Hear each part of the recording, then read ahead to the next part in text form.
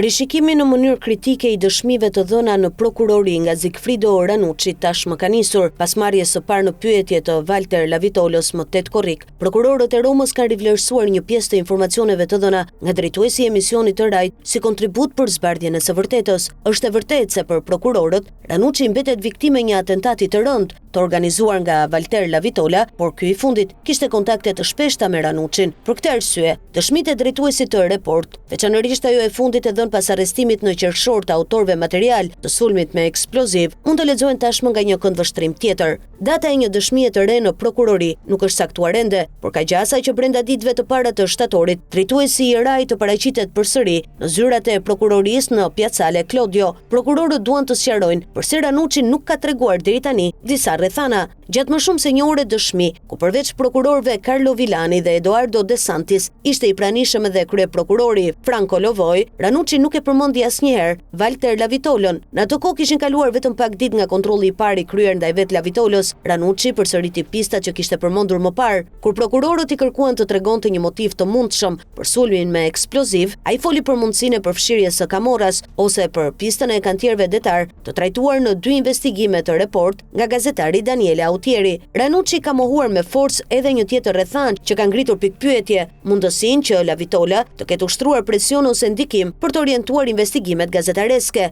Report nuk është vënë kurrë në shërbim të interesave të dikujt, ka deklaruar drejtuesi i emisionit, i cili gjatë javëve të fundit është përballur me kritika nga disa drejtime, por prokurorët që hetojnë sulmin me eksploziv pritet t'ia bëjnë zyrtarisht këtë pyetje. Krahas saj ekzistojnë edhe pikpyetje të tjera, të cilat hetuesit i konsiderojnë të rëndësishme. Ranucci nuk ka folur para prokurorëve as për Gomez Clesio Tavares, njeriu i besuar të Lavitolos, i cili aktualisht rezulton i pagjurmueshëm në Zimbabve, sipas një informacioni të publikuar nga Libero. Sipas prokurorëve, Tavares ishte personi që ua përsolli autorëve material urdhrin e Lavitolos. Ranucci kishte dieni për besnikërinë e Tavares dhe për rolin e tij në punët e Lavitolos, personit që ishte akuzuar më parë për shvatje ndaj Silvio Berlusconit. Në një rast, Ranucci madje bënte shaka duke thënë: "A mund të ma huazosh Gomezin?", ndërsa fliste për kundërshtarët e shumt me të cilët përballej në Raj. Pikërisht për këtë arsye, lind pyetja që shtrohet në hetim: përse Ranucci nuk e përmendi Tavares përpara prokurorëve? Mund të argumentohet se Ranucci nuk mund ta konsideronte mikun e tij Lavitola si autor të mundshëm të atentatit, por prokurorët kërkojnë të kuptojnë në mënyrë të plotë arsyet e heshtjes së tij, shkruan Corriere della Sera.